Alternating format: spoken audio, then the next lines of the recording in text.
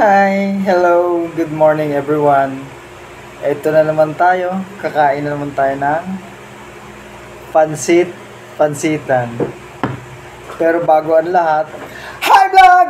Welcome to my guys! Ayan, kakain na naman tayo ng pansitan. At saka happy anniversary po. 1 year na tayong kumakain ng pansitan. Ayan, gagawa tayo ngayon ng sausawan ng ating pansitan, suka,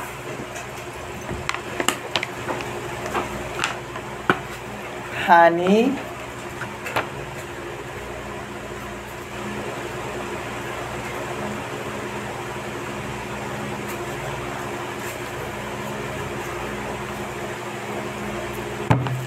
black pepper powder,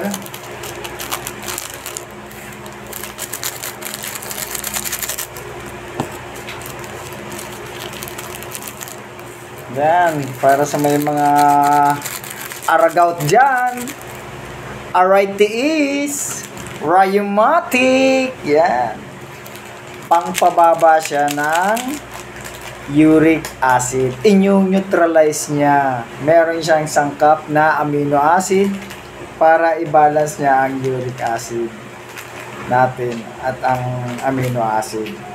And then maglalagay tayo ng konting kagat. Yan.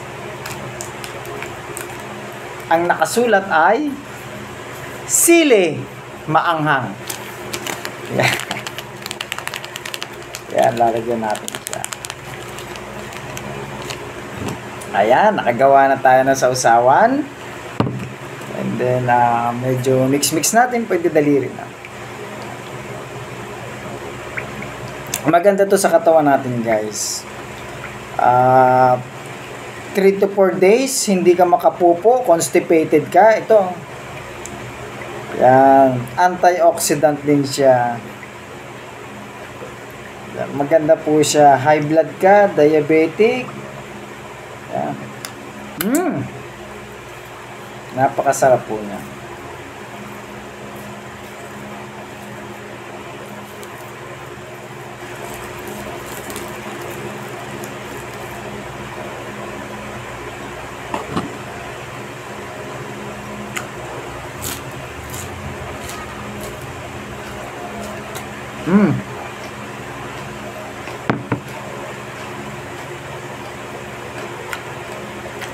Napakasarap.